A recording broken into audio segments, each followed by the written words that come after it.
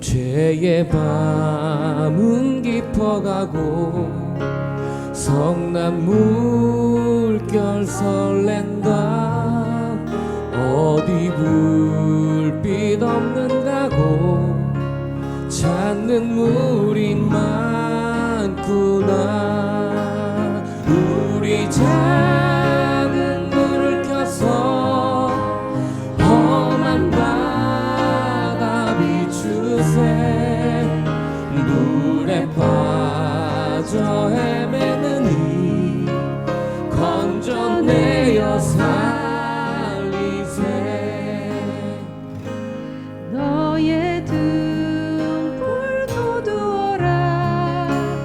거친 바다 비춰라. 빛을 찾아 헤매는 이 생명선에 건져라.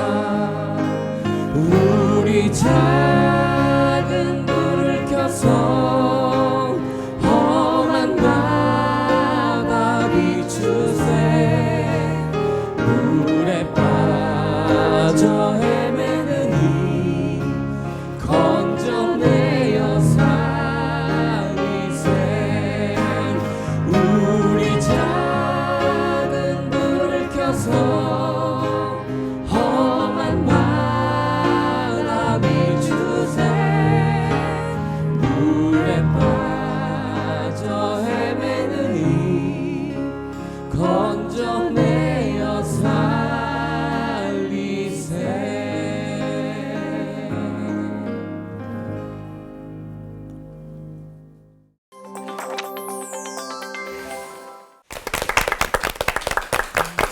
하나님의 진리 등대가 혹시 비추지 않는 곳이 있을까요?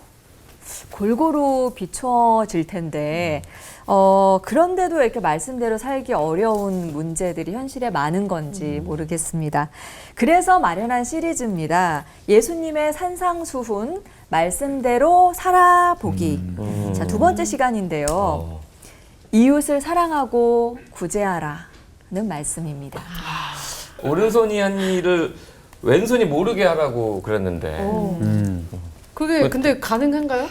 막 조금만 좋은 일에도 막 티 막 내고 싶잖아요. 팍팍. 오른손이 한 일을 왼손이 알게 해야 되죠. 근데 예수님은 또 그렇게 말씀하시지 않으셨잖아요. 그쵸. 모르게 하라고 하셨잖아요. 근데 그게 가능한가요? 그렇게 좀 티 좀 내면서 하면 안 되나요, 목사님들? 엄마가 뭐 생색내고 이런 거 없다. 엄마는 뭐 아무리 고생해도 생색하네. 아빠가 힘들다고 뭐 내 섭섭하다고 내 좀 알아달라고. 엄마는 생색내지 않고 아빠는 섭섭하지 않듯이. 고수들은 사랑은 실력이니까 고수는 티를 안 낸다는 거죠. 저는 하수라 패스. 생색 엄청 내요. 저 엄청 내요. 저 인정합니다. 네, 생생내야죠. 주기동으로 마치겠습니다. 저는 티, 팍, 동. 그러니까 티, 팍 내잖아요. 네. 그건 동이야. 똥. 사실은 막 좋은 일하고도 있잖아요. 티를 너무 내잖아. 그러면 그게 동이 되는 거예요. 근데 조금 내면 은입니다. 근데 목사님 말씀 것처럼 분명히 티를 내야 되는데 내지 않잖아요. 그러면 그게 말하지 않으면 빛나는 금이 되더라고요. 네. 예수님께서 말씀하신 이웃을 사랑하고 구제하라는 그 말씀을 어디서부터 시작해야 될지 설교에서 좀 해답을 찾아봤으면 좋겠습니다. 김문우 목사님 설교부터 청해 듣도록 하죠. 사랑은 무엇인가? 사랑을 얘기할 때 우리가 예수님의 사랑이 엄청난 것은 친구를 위하여 목숨을 버리는 것보다 더 큰 사랑은 없다. 그런데 예수님께서는 우리를 사랑하신다고 할 때 성경에 보면 우리가 연약할 때에, 경건하지 않을 때, 아직 죄인 되었을 때, 내가 아직은 전혀 사랑받을 가치가 없는 그럴 때 예수님께서 나를 미리 사랑하시고 나 같은 작것을 위해서 목숨을 바쳐서 사랑해 주셨다는 이 부분이 비교할 수 없는, 대체할 수 없는 예수님의 그 사랑의 위대한 점이죠. 성경에 너희를 사랑하는 자를 사랑하면 무슨 상이 있겠냐? 세리도 이같이 아니하느냐? 사랑은 조건 반사가 아니다. 사랑은 반응이 아니다. 무조건적인 사랑. 아가페이적인 사랑을 얘기하는데 저는 이렇게 사랑을 한다고 할 때는 바라는 배필이 되지 말고 돕는 배필이 되라. 창세기 2장에 하나님이 여성을 만드실 때 바라는 배필이 아니라 돕는 배필로 만들었다는 거예요. 바라고 기대하고 뭔가 이러면 사랑하면 상처받고 믿는 도끼 발등 찍히고 기대하면 실망하고 이렇게 흘러가기 때문에 바라지 말고 네가 먼저 돕는 자가 되는 거예요. 성경에 돕는다는 건 나의 도움이 어디서 올까 할 때가 하나님께서 하시는 기능을 돕는다는 거예요. 그래서 돕는다는 건 내가 건강할 때 너를 간호하는 것이고 내가 힘이 있을 때 너를 도와주는 것이고 내가 부자질 때 너에게 베풀어 주는 거거든요. 그래서 우리 성경에도 보면 진짜 인격적인 멋진 사람들은 뭐 구약의 갈렙, 뭐 신약의 바나바, 또 예수님 재정의 안드레 이런 사람 철저히 세컨드 리더십, 돕는 자로서 하는 거예요. 영광은 뭐 자네가 여호수아가 다 하게, 뭐 큰일은 바울이 다 하는 것 같지만은 그 모든 걸 되게 하는 것은 철저히 그 바나바가 했듯이 우리가 돕는 배필이 돼야 된다. 주는 자가 복이 있다. 섬기는 자가 큰 자다. 돕는 자가 최고다. 사람들이 개를 2마리 이상한 개를 키우는데 선입견, 편견이라는 2마리 이상한 개를 키운다는 거예요. 그래서 이게 선입견을 가지고 가지고 사람을 바라볼 때 나도 모르게 판단을 하면 상대방을 깔보는 마음이 나온대요. 나도 모르게 무시해버리기 때문에 바라고 판단하는 것은 이건 이상하게 흘러가기 때문에 내가 도와주려고 하면 뭔가 모르게 베풀어 주려고 할 때는 마음이 따뜻해지는 거죠. 제가 제 주변에서 좀 가슴 아픈 사람을 한 사람 만났는데요. 이분이 날려버린 돈이 수백억 원이에요. 수백억 원을 날려버린 거예요. 여러 가지 사건이 연루가 되면서. 근데 그분이 착하게 선교를 위해서 하나님 나라를 위해서 한 5억 원 정도를 썼어요. 자, 그게 날 마음이 아픈 거예요. 저분이 선교할 때 한 5억 원 정도를 썼는데 수백억 원이 날아가고 난 뒤에 제가 그분을 어렵게 만나서 얼마나 힘드십니까? 이러니까 그분 하는 말이 수백억 원 날아간 건 어차피 뻥이고 하나님 나라를 위해서 선교했던 그 5억 원만 남더라는 거예요. 하나님 나라를 위해서 구제하고 선교하고 장악하고 한 5억 원만 자기 인생에 보람찬 이걸로 남는다는 거예요. 참 그게 가슴이 아팠어요, 저는. 제가 저희 교회에 새신자가 한 명 왔는데 근데 그 사람을 딱 보고 느낀 거는 제가 사마리아인 같은 느낌이 드는 거예요. 성경에 보면 이 시대에 강도 만난 자의 이웃은 누구냐? 보고 피하고 지나가는 제사장이나 레위인이 아니라 보고 불쌍히 여기고 치료해주고 돈을 내어 돌봐준 사마리아 사람이 진짜 백이다. 그런 말씀이 성경에 누가 보면 10장에 나오거든요. 근데 이 새로운 분이 이제 보니까 이분은 믿음은 별로 없는데 그 지역 사회의 그 어려운 분들, 소년, 소녀, 가장 많이 이렇게 어려운 그런 분들 해서 아파트를 100채를 내놓은 거예요. 부산에 그런 분이 있어요. 참고로 하세요. 어려운 분들을 위해서 아파트를 100채를 기부를 한 분이 교회로 오신 거예요. 내가 얘기를 한참 해보니까 이분은 믿음은 내가 보기 진짜 없어요. 근데 선한 사마리아 사람이구나. 실제로 삶으로 실천하는 누가 재산을 100억을 내놓는 사람 누가 있겠어요? 그 얼마나 어렵겠어요. 그래서 진짜 사랑의 그것은 말로 하는 것이 아니라 마음으로, 온 마음으로 내 속에서 우러나오는 내가 사랑을 받았기 때문에 사랑을 하는 것보다 받는 게 중요하다 그랬잖아요. 그 부분에서 저는 이렇게 많은 감동을 받았습니다. 저도 이래 사람들 얘기를 들어보면 할아버지가 심어놓은 것을 아들이 지나서 손자, 손녀 때 따먹더라고요. 할아버지가 흘려놓은 선행, 구제의 손길이 반드시 그 집안에 다음 세대에 가서 거두는 역사가 있기 때문에 우리의 성도의 삶은 하나님이 내게 건강도 주시고 시간도 주시고 물질도 주셨기 때문에 이것을 하나님께로 돌려드리는, 흘려보내는 이것이 사랑하며 구제하는 삶이 아닌가. 우리도 그런 주님의 길을 따라서 살아가는 성도님들 될 수 있기를 주님의 이름으로 축원합니다. 하나님 아버지 감사합니다. 사랑하며 섬기며 베풀며 존경하며 받들며 살아가는 삶 감당케 하여 주시옵소서. 아멘. 예수님 이름으로 기도하옵나이다. 아멘. 아멘.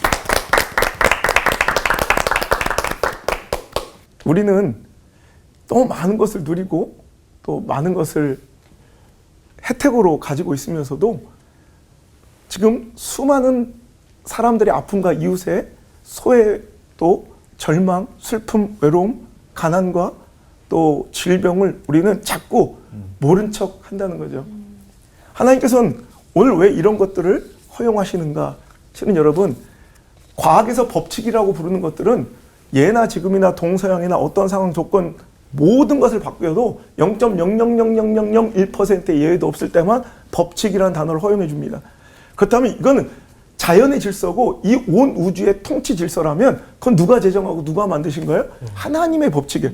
이 나라, 이 시대를 오늘도 이끌어 가시는 하나님의 설계라는 거예요. 거기서 보면 하나님은 여러분 고여있는 거, 멈춰있는 거, 갇혀있는 것에는 항상 오염, 부패, 변질, 상함이 일어나게 돼 있어요. 이게 하나님의 법칙이에요. 이걸 연력학 제2법칙에서 엔트로피의 법칙이라고 해요. 그리고 항상 고여있고 멈춰있는 것이 갇혀있는 것이 아니라 흐르는 것에 운동력이 있고요. 에너지가 생기고 생명이 있게 만드셨어요. 그래서 오늘도 갇혀있는 것은 그냥 에너지, 자기 존재의 에너지로만 있지만 그것이 흘러갈 때, 나눠질 때 거기서는 이제 위치 에너지가 아니라 막 그냥 높이 축적된 부의 에너지, 권력의 에너지, 영향력의 에너지, 번성의 에너지, 지식과 재능의 에너지가 높아져 있지만 고여있으면 썩어요. 권력도 썩고요. 자기 내부 안에서 자기들끼리 권력을 나눠 가지면 부패한 정권이 되는 거예요. 물질도 자기 안에 고여있으면 썩는 거예요. 여러분 모든 것들이 그래요. 재능과 지식도 오늘도 이렇게 흘러갈 때 고여있는 축적된 위치 에너지가 이제 운동 에너지로 흘러가면 연력학 제1법칙에서 에너지 보존의 법칙처럼 똑같은 에너지인데도 여기에는 부패와 변질이 우려된다면 여기엔 생명력이 넘치게 된다는 거예요. 이것은 하나님의 설계라는 거죠. 여러분 우리가 생각할 때는 공평한 것이 안정적이고 오히려 더 건강한 것 같지만 공평하다는 수평이에요. 흐르지가 않아요. 흐르지 않는 곳에는 항상 오염이 있고 변질이 있어요. 하지만 다름 속에서 하나님은 건강하게 우리에게 예수님의 마음, 하나님의 마음과 은혜의 정신을 알려주셔서 이제 그 일을 그리스도인이 하라는 거예요. 하나님의 백성들이 하라는 거예요. 그 다름과 기울어짐은 불공평처럼 보이지만 오히려 여러분 공평하고 공정해 보이는 곳에서 변질과 오염과 썩음은 훨씬 더 많이 일어나요. 공산주의가 실례예요. 오히려 똑같이 나눠 갖고 똑같이 잘 살자. 우리 안에는 죄의 쓴뿌리요. 죄성이 있어요. 그럼 나태해져요. 오히려 다 굶어 죽어요. 이게 현실적이고 역사에서 배운 진실이에요.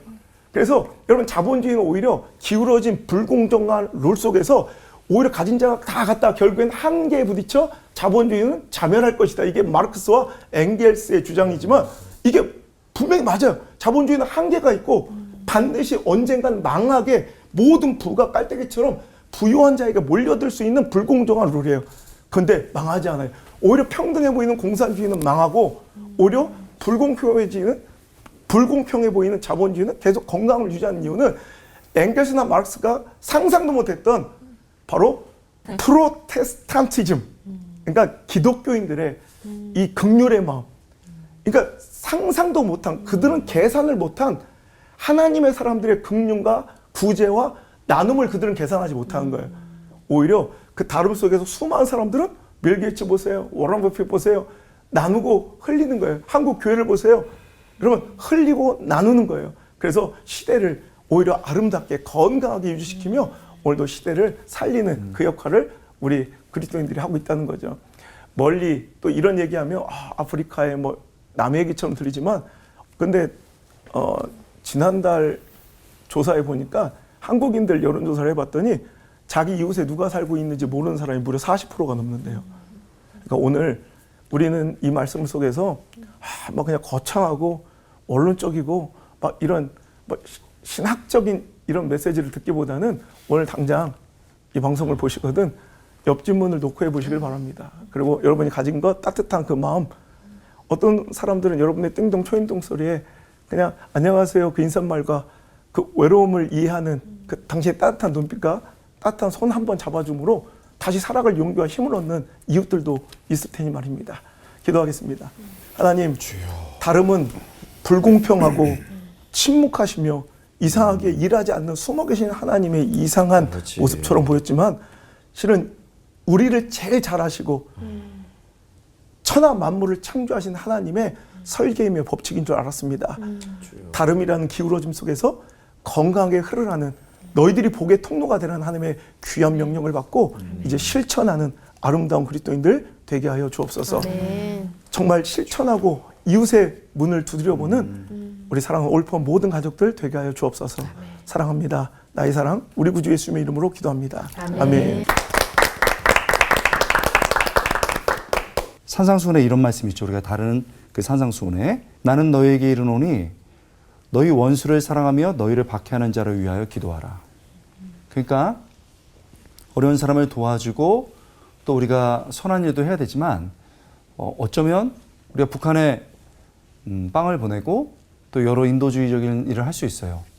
이웃을 위해서 일할 수 있지만 그들과 내가 맞지 않을 때 그들을 사랑하는 것, 기도하는 것은 더 쉽지 않은데 우리 주님이 더 높은 데로 나가라고 있는 거죠. 이 말씀만큼 많이 들어봤지만은 사실 부담스러운 게 없습니다. 너무 부담스러워요. 이 말씀을 과연 지킬 수 있을까요? 예수님이 이것을 왜 요구하실까요? 첫째는요, 예수님이 친히 이 말씀을 실천하셨기 때문입니다. 자신은 하지 않으면서 희생을 요구하는 것은 위선이고 무거운 짐을 주는 겁니다. 그러나 예수님처럼 자기 자신이 직접 희생하고 가르치며 따르자고 하는 것은 바른 길로 인도하시는 것이죠. 예수님은 세리 창녀들을 도왔을 뿐만 아니고 그들을 용서하셨고 그들을 위해서 기도해 주셨고 그들의 현실의 삶이 아니고 영혼까지 돌보셨습니다. 자기를 찌르고 죽이는 사람을 위해서 피와 물이 흐를 때 그들을 위해 기도하셨던 그분입니다. 사실은 원수를 사랑하고 기도하라 말할 수 있는 분은 우리 예수님밖에 없는 것 같습니다. 우리가 이 말씀을 기억해야 되는 것은요, 우리가 예수님의 희생의 대가를 우리가 받았기 때문입니다. 여러분, 예수님은 사랑하고 용서하라고 하십니다. 우리의 성품 절대 안 됩니다. 우리의 도덕성 절대 안 되죠. 그러나 우리가 예수님께 그런 사랑을 받았기 때문에 그것을 해야 된다고 말합니다.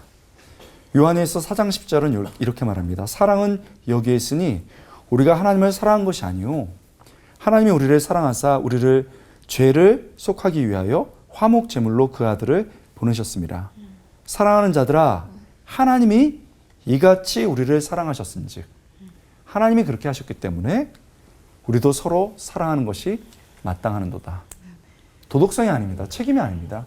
하나님이 그렇게 사랑하셨기 때문이죠. 이건 잘 알고 있는데요. 실천적인 의미로 세 번째, 네 번째가 중요합니다. 우리가 힘든 사람까지 사랑할 때 그때만 경험할 수 있는 예수님의 모습이 있기 때문에 그렇게 요구하십니다. 다시요.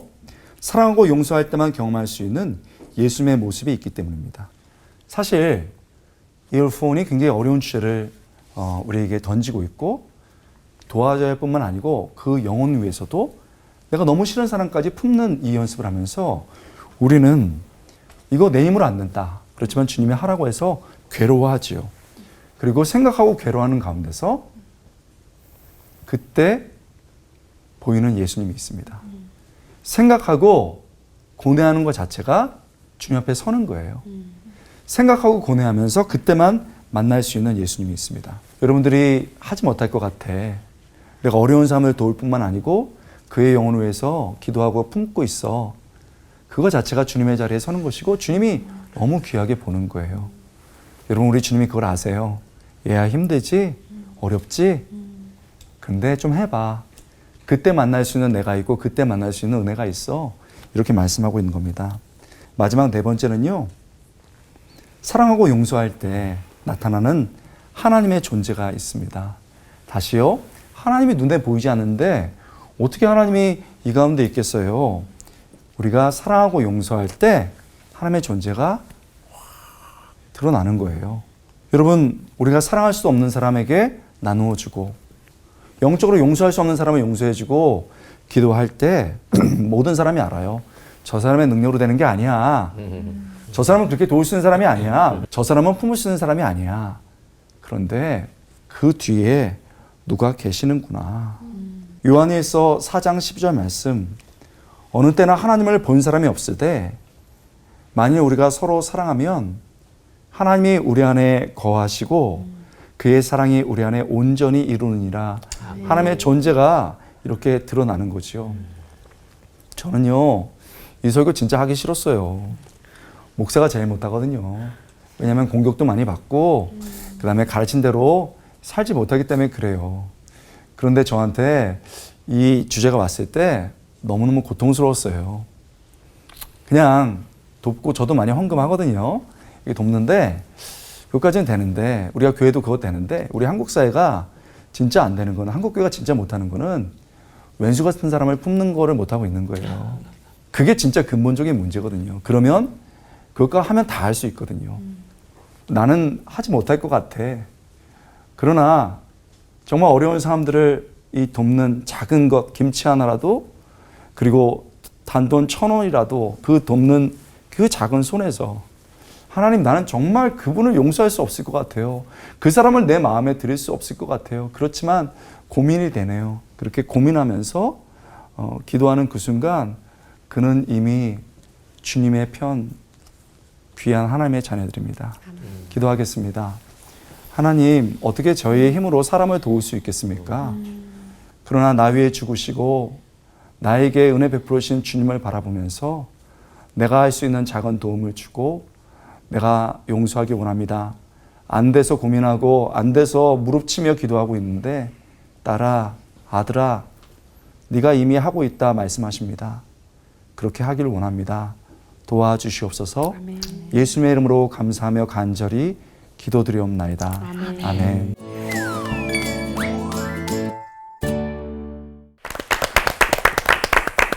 오늘 주제가 곱씹으면 곱씹을수록 참 어렵구나라고 생각이 되는 게요. 원수도 이웃으로 여겨서 사랑을 하고 이웃 구제하기를 또 자랑하지 말고 조용하게 힘써라. 어려워. 야, 세상에서 근데 제일 어려운 말씀이 이게 원수를 사랑해라. 야, 정말 이웃도 섬기기 어려운데 원수를 또 사랑해라. 못하겠어요. 이런 말이면 절로 나와요. 아니 예수님이 그러시잖아요. 세리도 이방인도 이웃을 사랑하고 너희를 사랑하는 사람을 니네가 사랑하면 니네가 무슨 상이 있겠냐. 하나님은 악인이나 뭐 선인이나 또 의론자나 또 불의한 자나 가리지 않고 다 해를 비추시는 거 너니 모르니? 이 얘기 들으면 괜히 열받잖아요. 왜 거기 해가 비쳐? 공평하게 공평하신 하나님이신데 맞죠. 근데 목사님 그 모든 그 하나님 믿는 사람들에게 이 원수 사랑은 의무인가요? 산상보훈에서 얘기하는 뭐 원수를 사랑하라 이런 거는 근본적으로는 인간은 못한다는 거예요. 인간의 자기중심적인 이기적인 본성으로는 불가능한 것이고 예수님의 마음, 성령으로 거듭난 그런 사람만이 할 수 있는 그걸 이제 강조하는 것인데 원수를 사랑하는 게 뭐냐? 저는 이제 생각할 때 원수가 따로 있나? 뭐 원수가 내가 원수인데 사랑이라는 건 뭔가 하면 내가 이 사람을 좋아하다 죽어도 좋아. 그걸 사랑이라 한대요. 사명이라는 건 내가 일을 하다 콱 죽어도 좋아. 그걸 사명이라 한다고 할 때 우리가 원수라고 할 때는 우리가 누가 되게 꼴보기 싫을 때는 내 마음 짓고 남 얘기한다는 말이 있어요. 그 사람 속에 내 속에 있는 아주 내가 싫어하는 그 부분이 그 인간 속에서 얼핏 보일 때 그 인간이 꼴보기 싫은 거예요. 그래서 그거는 그 원수다 뭐 이렇게 사람을 구분하는 자체가 사랑은 아니라는 거죠. 이거는 지 좋아하는 사람은 좋아하고 이건 사랑이 아니라는 거라고 할 때에 성경에서 얘기하는 이 사랑은 예수님의 사랑의 방식이 죄인 되었을 때, 경건치 않을 때, 꼬라지 보기 싫을 때, 수준이 안 될 때, 연약할 때도 예수님은 나를 사랑했다. 그 예수님의 사랑으로만 우리가 이 원수고 가능한 것이지 자연인으로서는 절대 불가능한데. 아이고 그렇지. 원수를 사랑해야 되는 게 의무인가? 의무는 아닌데 당연한 이제 성도의 정체성이라고 생각해요. 이게 정체성이 드러나는 기회. 그러니까 그 사람한테 있는 게 나오는 거죠. 그러니까 건물이 없는 사람은 건물을 물려줄 수 없는 것처럼 사랑이 없는 사람은 사랑을 나눠줄 수 없고 은혜 받지 못한 사람은 은혜를 나눠줄 수도 없고 용서받지 못한 사람은 용서를 나눠줄 수 없으니까 아예. 근데 우리 성도들은 뭐냐? 그리스도인들은 은혜 받은 사람이요, 사랑 받은 사람이요, 용서 받은 사람이라는 거예요. 그러니까 이게 우리의 정체라 사람은 자기가 가진 것을 나눠요. 향나무는 자기를 찍는 도끼한테도 자기 향내를 붙여요. 그러니까 막 쫓아다니면서 적극적으로 막 원수 찾아다니면서 용서해 이게 아니라 그 사람은 이렇게 해도 그렇게 반응하는 거. 그러니까 우리가 저는 막 적극적인 그리스도인들의 신앙은 막 내가 적극적으로 뭔가를 막 해내는 것보다도 주어진 상황 속에서 주님의 뜻대로 예수님의 마음을 그냥 반응하는 게 신앙인 것 같아요. 예수님의 방식으로 반응해 그냥. 왜 그거 받은 사람이니까. 그래서 우리는 막 그걸 막 적극적으로 막 의무감을 가지고 막 쫓아다니면서 할 게 아니라 그때 갖다 주실 때마다 그냥 얘는 이렇게 건드려도 이렇게 반응하네. 그러니까 이걸로써 난 사랑받은 사람이고 용서받은 사람이고 은혜받은 사람임이 조금씩은 향나무의 향처럼 조금씩 그 도끼에 묻지 않을까. 뭐 그렇게 생각합니다. 우리에게 이런 말들이 자주 있어요. 작은 예수, 작은 예수로 산다, 작은 제자로 산다 이런 말 있잖아요. 그것처럼 원수를 사랑할 때도 작은 예수가 있는 것처럼 작은 왼수가 있다고 생각합니다. 우리 큰 왼수는 못 살아요. 우리가 뭐 우리를 막 총으로 쏘고 이러다 못 용서. 저는 never ever 절대 안 돼요. 저는 주님께 그거 내가 실천 못한다고 처음부터 말씀드렸어요. 난 그러면 기절해요. 용서 못해요. 그럴 것 같아요. 근데 작은 원수를 사랑할 수는 있을 것 같아요. 그러면 정말 실천적으로 작은 원수가 누구냐? 작은 예수로서 품을 수 있는 사람. 일단 이런 사람이 있는 것 같아요. 독특한 사람. 되게 독특한 사람이 있어요. 아니 진짜 지금만 봐도 눈에 걸려 자꾸. 진짜 독특해. 그런 사람이 있거든요. 그보다 조금 더 이제 좀 강도가 높은 게 나를 몰래 디스하는 사람. 그거 디스 진짜 힘들어요. 그러잖아요. 그러니까 독특한 것도 힘든데 뒤에서 디스해. 근데 제일 힘든 사람이 이제 나를 대놓고 미워하는 사람이에요. 이 3단계 정도가 뭐 나를 칼로 찌르거나 내 가족을 힘들게 하는 건 아닌데 작은 사람인 것 같아요. 근데 제가 아직 저는 1단계밖에 못 넘어가고 있어요. 1.5 정도로 가고 있는데 제 주변에 하여튼 독특한 사람이 많아요. 그래서 보면은 야 유별나다 이런 사람이 많거든요. 그래서 제가 되게 미웠던 적이 있어요. 진짜 튄다 막 이랬어요. 근데 나중에 제가 가족에게도 물어보고 친구들한테 물어봤어요. 야 나는 그 사람이 되게 싫다. 너는 어떻게 생각해? 했더니 너는 더 튀었어 그러더라고요. 제가 그때 깨달은 거예요. 아니 나는 더 했구나. 왜냐면 가난하게 지냈고 죽으려고 했었고 그러다가 나중에 공부해서 했으니까 잘난 척 엄청 많이 했죠. 그래서 사람들이 그거 견뎌준 거였어요. 근데 지금 이제 조금 되니까 그런 사람이 싫은 거야. 그러니까 작은 왼수죠, 왼수. 또 하나 그 디slike를 얘기하고 싶은데 여러분 하여튼 뒤에서 막 말하는 사람들 많아요. 그럼 우리는 디스하면은 그걸 꺾어줘야죠. 그렇죠? 한번 꺾어주고 한 방 날리고 미사일 날리고 해야 되고 이제 내가 한번 빡 빛나야 되잖아요. 너 그러지 마. 너 가만히 안 있어. 이러고 한번 팍 보여줘야 되는데 예수님이요. 저한테 진짜 묵상할 때 한번 저한테 중요한 말씀 하셨던 게 있어요. 권호야 여기 다 내 사랑하는 아들 딸들이야. 왜 너만 빛나야 돼? 그 말이 저한테 되게 심플했는데 되게 놀랍더라고요. 왜 너만 빛나야 돼? 그러더라고요. 그거 묵상하고 왔는데 우리 여기 왔을 때 한 피디님이 제일 좋은 방송인은요 자기 혼자 잘하는 게 아니고 반응을 잘해주는 거고 다른 사람을 빛나게 해주는 거예요. 그래서 2번 주님이 찌르시는구만. 그렇게 된 거예요. 저는 아직 대놓고 저를 공격하는 사람은 잘 못 참는 것 같아요. 그런데 주님이 말씀하셨으니까 우리가 작은 예수로 좀 작은 우리 귀여운 왼수들부터 품으면서 하면 될 것 같아요. 네. 목사님들 말씀 종합해 보면 우리 힘으로는 못한다. 하지만 하나님 붙잡고 하나님께서 도와주시면 할 수 있다라는 걸 확인하는 시간이고요. 아버지의 온전하심을 따르라고 예수님께서 말씀하셨는데 그 말씀대로 살아볼 용기가 조금 나는 것 같아요. 산상수훈의 숙제를 좀 해보고 싶습니다. 그래서 숙제를 주셨을 때 필요한 건 뭐다? 피할 수 없다면 즐겨라. 산상수훈 정면 돌파를 위해 드리는 질문 타임. 저는 이웃을 사랑하라는 의미를 다른 의미로 해석을 하면서 살아왔던 것 같습니다. 그래서 질문 한번 드려볼게요. 많은 이웃의 여자분들이 여자 이웃을 사랑했구나. 잘못 알고 있었습니다. 그래서 오늘 좀 질문이 많습니다. 그래서 한번 질문 드려보도록 하겠습니다. 저도 그렇고 우리 시청자분들도 원수 사랑 흉내라도 한 번쯤은 다 내봤을 거고 또 내보려고도 하거든요. 그런데 전심이 아니면 위선 같아서 이 죄책감이 들면서 또 내가 좀 내 자신이 좀 실망스러울 때도 있습니다. 그래도 그 모습을 가지고 의지를 발휘해야 하는지 아니면은 포기를 해야 되는지 아니면 다른 방법은 없는 걸까요, 권호 목사님? 아, 이게 정말 저한테 돌아오지 않길 바랐어요. 이 친구. 계속 반복적으로 얘기하는데요. 저 미운 사람 있으면 그냥 둡니다. 근데 원수 같은 경우는 조금 한 단계 더 나아요. 저는 사실은 미운 사람 같으면은 욕합니다. 진짜 욕하고 화도 내요. 근데 기도하면서 시편에 보면은 하나님 너무했습니다. 원수의 자녀를 바위에 맺히소서 이게 던지라는 거예요. 그리고 원수의 이를 부러뜨리소서 막 이래요. 근데 자세히 보면은 그게 시편의 기도거든요. 그러니까 기도하면서 찬양하고 있는 거예요. 그러니까 저는 진짜 속상할 때는 순서를 바꿔서 뭐 그냥 두지도 않고 막 정말 욕하고 막 그래요.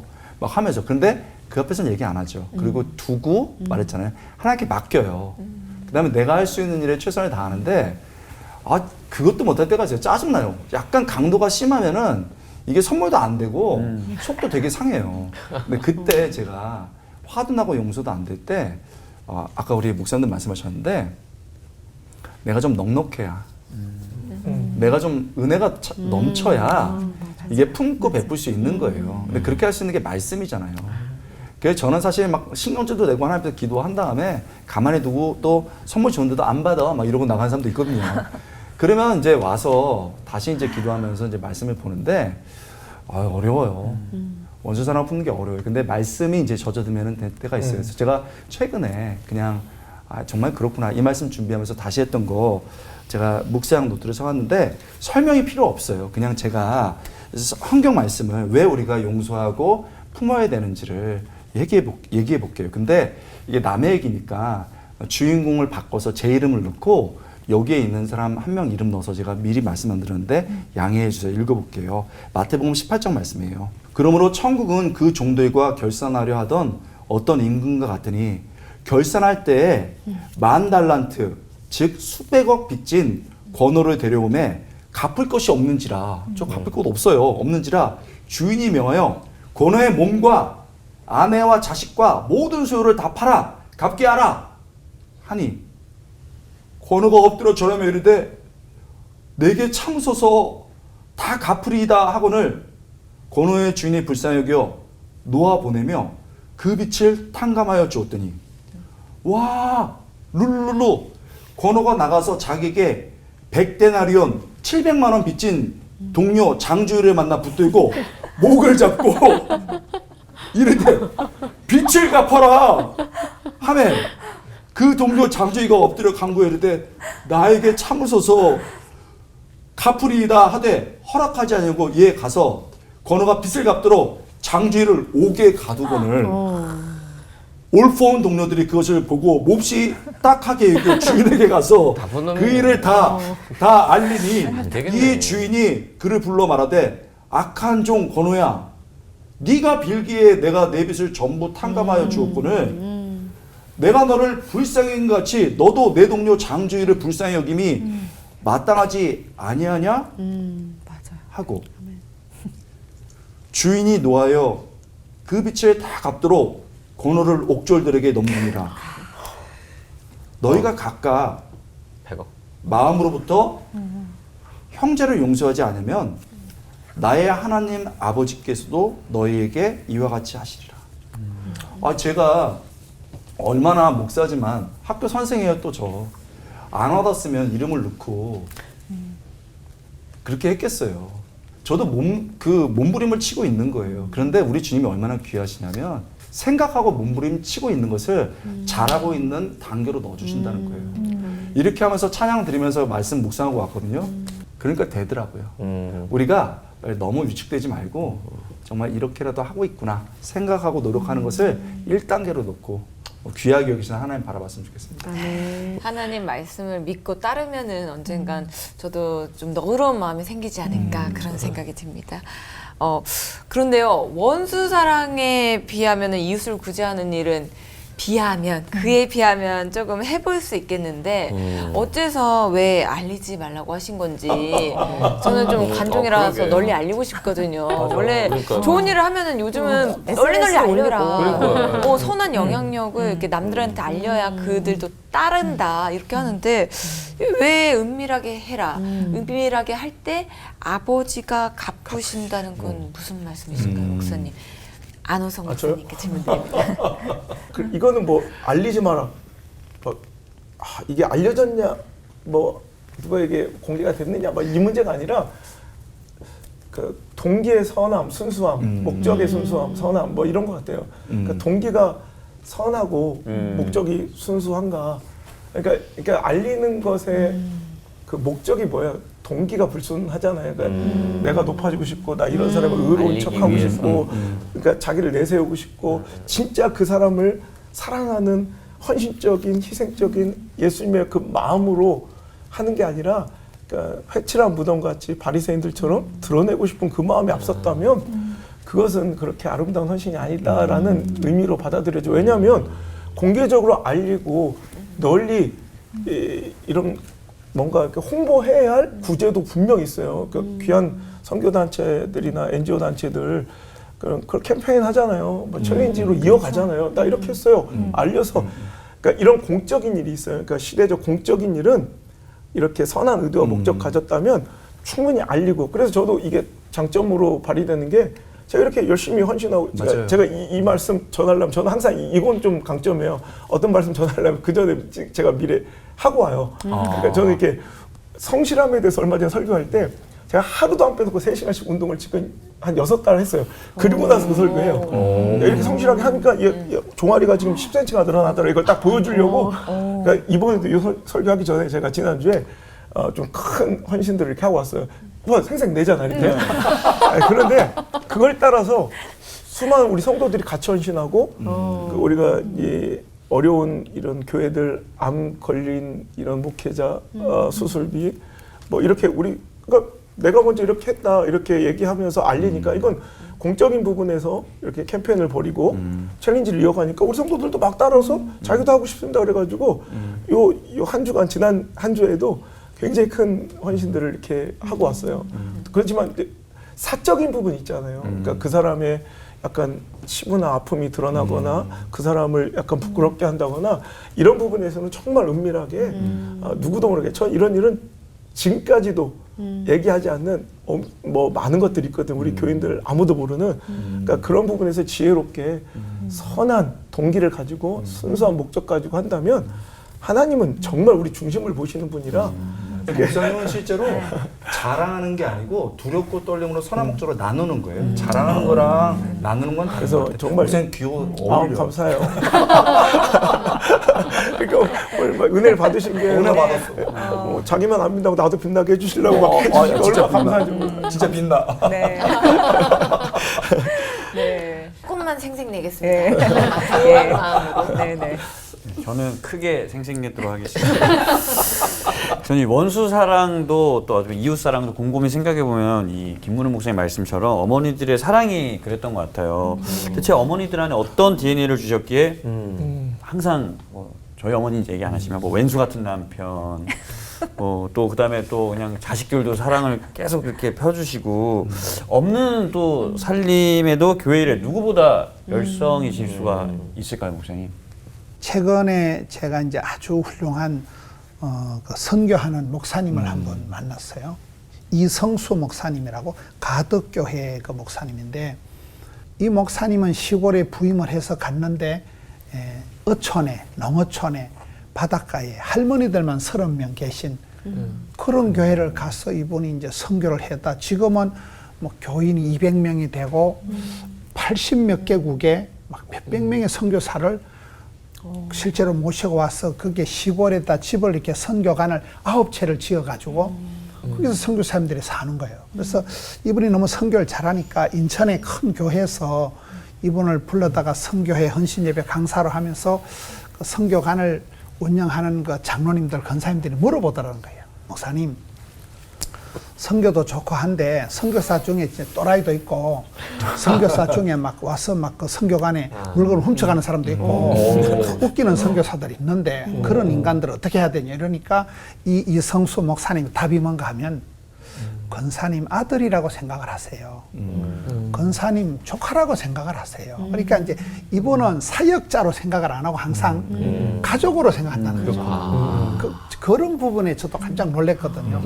그래서 우리가 이제 그 엄마와 자식 관계는 이거는 뭐 똑똑한 놈, 멍청한 놈 이런 관계가 아니라 내 새끼인 거죠, 내 새끼. 내 자신의 분신인 거죠.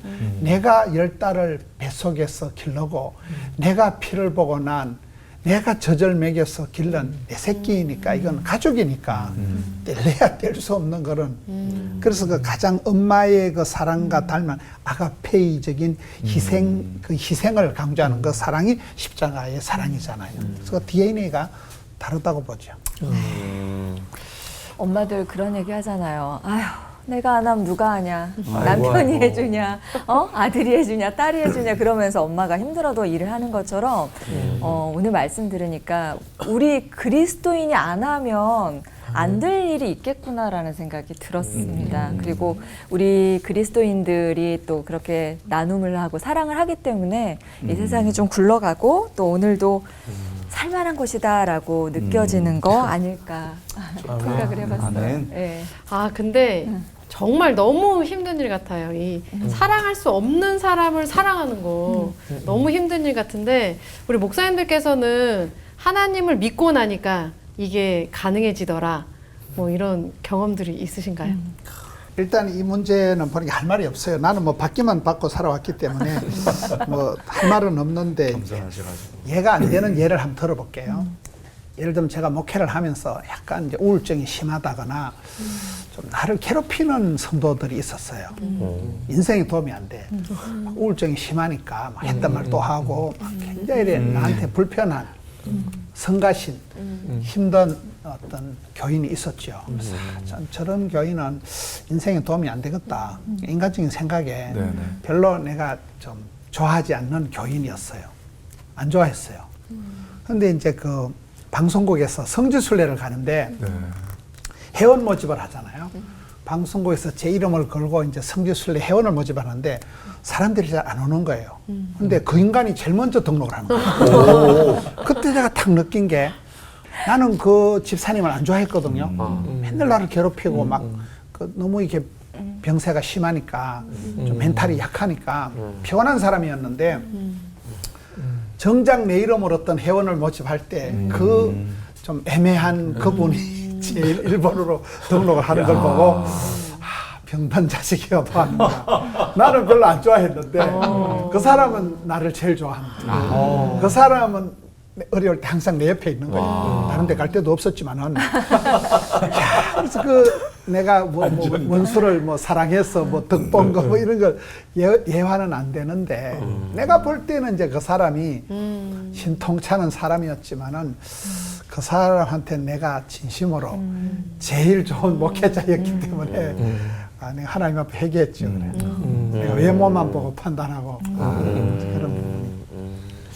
제가 목회를 진짜 그만둘 뻔했던 제가 매일같이 가서 강의하고 집회하고 봉사 인도하면서 희망의 아이콘, 긍정의 아이콘 그런 걸로 불리지만 실은 저는 정작 내 영혼이 썩어가는 것을 한번 경험하고 이게 그냥 보통 문제가 우울증이 깊이 오고 막 공황장애 와서 목회를 그냥 그만두려고 힘들어 죽겠다 목회 그만 이런 정도가 아니라 진짜로 목회를 그만두려고 후임자를 이제 고르려 했던 때가 있어요. 만나고 다녔던 그때 제가 정말 제일 사랑하고 믿었던 우리 목사님 말씀 믿는 도끼 발등 찍힌다고 가장 사랑했던 그런다 가장 충성스러운 척했던 사람이 진짜 저한테 어떻게 그럴 수가 있을까 싶을 정도로 제 목회 인생의 가장 큰 걸림돌이 됐고 결국 이제 교회 못할 짓을 하면서 이제 교회를 나갔어요. 근데 정말 용서할 수가 없는 거예요. 그러니까 아간처럼 이제 도둑질을 하고 그러니까 성도들이 막 그 증거들을 갖고 오고 그런데도 그냥 다 덮어주고 또 덮어주고 진짜 정말 어떻게 인간이 저럴 수 있을까? 내가 이렇게 사랑했는데 저는 이제 운전을 잘 못해요. 그러니까 그분도 운전도 좋아하고 그래서 내가 얼마나 사랑했냐면 왜 목회자를 평신도가 차 사줄 생각을 성도들이 차 사줄 생각을 하잖아요. 저는 거꾸로 저분은 진짜 운전도 잘하시고 운전도 좋아하시는데 제가 은퇴할 때 내가 차를 한 대 사드리고 싶다. 뭐 이런 마음에 적금까지 들었을 정도로 그분을 위해서 그렇게 내가 사랑을 맡겼던. 근데 그분이 어떻게 한 사람 한 사람한테 막 얘기가 들려오는데 난 인정하기가 싫은 거예요. 그래서 막 그런 걸 이야기한 사람들한테 막 사탄이라고 하고 어디 우리 사이 이간질하려고 막 근데 결국 그게 사실인 거죠. 아이고. 그래서 몇 번 기회를 줬어요. 어떤 교회 보니까 이런 문제로 교회가 쑥대밭이 되더라, 분란이 일어나더라. 그런데도 그 후에도 계속 그런 일이 벌어지면서 한 가정이 막 발 뺄 수 없는 증거들을 이렇게 모아 갖고 왔어요. 이렇게. 그래서 제가 어떻게 했냐면 그 실망감은 둘째치고 그 사람을 살려야 된다는 생각에 제가 그분들한테 무릎을 꿇었어요. 용서해 달라고. 그냥 용서해. 내가 당신도 이런 혹시 실수를 저지르면 나도 똑같이 누군가에게 당신을 위해서 이렇게 해줄 테니까 그냥 용서해 달라고. 그렇게 제가 품고 사랑했는데도 결국은 오히려 이제 쫓겨나다시피 나가서 한동안 잠잠하죠. 왜 문제가 터지니까. 근데 그 시간이 지나니까 오히려 그것을 오히려 저한테 거꾸로 왜냐면 자기를 합리화시키려면 뭔가 합당한 이유가 필요하니까 오히려 거꾸로 저한테 이런 소식들이 얘기들이 들려오던데 진짜 죽이고 싶어요. 그리고 그때부터 병든 마음은 제가 제대로 용서에 대한 설교를 하지 못하게 만들었어요. 못하겠더라 그 주제의 설교는. 그러다 제가 이러다가 내 영혼이 병들겠다. 그래서 그때부터 시작한 게 그렇게 한번 기회를 주고 용서해 줬는데도 그럼 짜잔하고 뭐 그 사람이 변화됐어 나 이렇게 권호 목사님처럼 이런 얘기가 들려야 돼. 옛날에 내가 읽었던 간증집들은 그랬는데 왜 나는 안 그래. 더 아픔이 더 오는 거예요. 맞죠. 그래서 얘는 용서할 수가 없구나라고 생각했다가 제가 막 부흥회 가서 말씀을 전하다가 이게 또 내가 한 단계 하나님께 더 가까이 갈 수 있는 기회구나라는 생각이 들어서 어떻게 할까 하다가 아까 전 정말 전적으로 공감하는 게 큰 왼수가 있고 작은 왼수가 있잖아요. 그러니까 내가 솔직히 그 사람은 용서를 못하겠더라고 막 이렇게.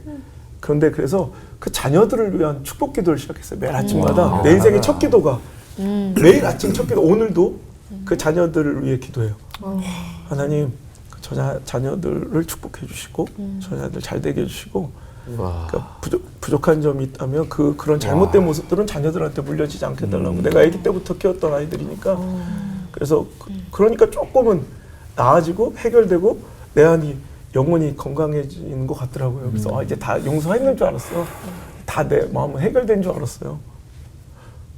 나 진짜 나 용서했구나. 그래서 뭐 용서 설교도 막 했고 그랬거든요. 그런데 얼마 전에 읍사무소에 갔는데 그놈이 앞에 딱 서 있는 거야. 갑자기 공황장애가 시작돼가지고요. 근육이 막 경련이 일어나고 숨이 안 쉬어지는 거야. 우리 부목사님한테 내가 업혀 나왔잖아. 그때 알았어요. 내 아직 여기 마음 한구석에는 아직도 내가 신앙이 은혜가 떨어지고 말씀 가운데 살지 못하고 영적으로 좀 찌질해지면 다 나를 잡아삼키려고 또아리 틀고 있는 그 검은 어두움의 그 불화와 불평과 분노와 막 이런 갈등의 이런 생각들이 또아리 틀고 있더라고. 아직도 내 안에 있더라고. 나를 잡아먹으려고.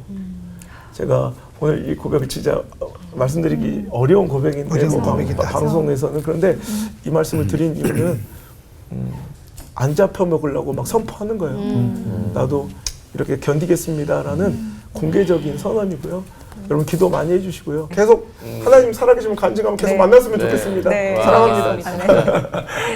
네. 우리 오늘 목회자들이 솔직히 얘기하는 것이 참 아름다운 것 같아요. 제가 담임 목회할 때 아주 힘들었던 적이 있는데 그것은 예상했던 사람이 힘들게 하면 힘들지 않아요. 그런데 예상치 못했던, 더 정확히 말하면 사랑했었던 사람이 믿었던 사람이 카르디면 힘들죠. 우리 그 권사님 가정에서 제가 오랫동안 기도했습니다. 권사님이 가정이 좀 어려웠었고 그 다음에 혼자 사시는 분이었고 자녀가 아팠어요. 그래서 거의 매일 기도했었고 그 자녀가 응급실에 갔을 때 제가 저녁에도 뛰어갔었습니다. 늘 기도해주고 늘 격려해줬던 분이었는데 어느 날 교회에 좀 안 좋은 소문들이 이렇게 돌았어요. 그 진원이 그 권사님이셨더라고. 근데 그 순간 믿기지 않더라고.